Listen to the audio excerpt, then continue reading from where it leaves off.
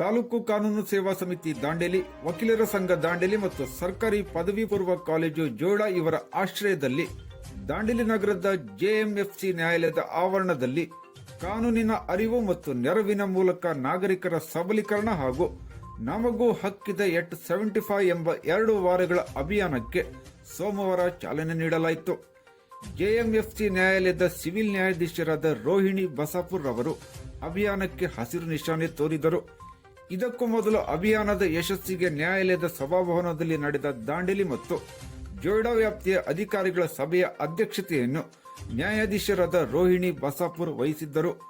ಸಭೆಯಲ್ಲಿ ಅಭಿಯಾನದ ಯಶಸ್ವಿಗೆ ನಡೆಸಬೇಕಾದ ಕಾರ್ಯತಂತ್ರ ಮತ್ತು ಚಟುವಟಿಕೆಗಳ ಕುರಿತು ಅಧಿಕಾರಿಗಳಿಗೆ ಮಾಹಿತಿ ನೀಡಿ ತೆಗೆದುಕೊಳ್ಳಬೇಕಾದ ಕ್ರಮಗಳ ಕುರಿತು ನ್ಯಾಯಾಧೀಶರು ಮಾಹಿತಿ ನೀಡಿದರು. ಅಭಿಯಾನವು ಅಕ್ಟೋಬರ್ 31ರಿಂದ ನವೆಂಬರ್ 13ರವರೆಗೆ ನಡೆಯಲಿದೆ. ಈ ಸಂದರ್ಭದಲ್ಲಿ ದಾಂಡೇಲಿ ತಾಲೂಕಾ ತಹಶೀಲ್ದಾರ್ ಶೈಲೇಶ್ ಪರಮಾನಂದ್, ದಾಂಡೇಲಿ ನಗರ ಪೊಲೀಸ್ ಠಾಣೆಯ ಪಿಎಸ್ಐ ಕಿರಣ್ ಪಾಟೀಲ್, ದಾಂಡೇಲಿ ವಲಯ ಅರಣ್ಯಾಧಿಕಾರಿ ಅಪ್ಪಾರಾವ್ ಕಲ್ಚೆಟ್ಟಿ, ವಕೀಲರ ಸಂಘದ ಅಧ್ಯಕ್ಷ ವಿಆರ್ ಹೆಗಡೆ ಹಾಗೂ ಇಒ ಪಿಡಿಒ ಸೇರಿದಂತೆ ಇನ್ನಿತರ ಅಧಿಕಾರಿಗಳು ಉಪಸ್ಥಿತರಿದ್ದರು.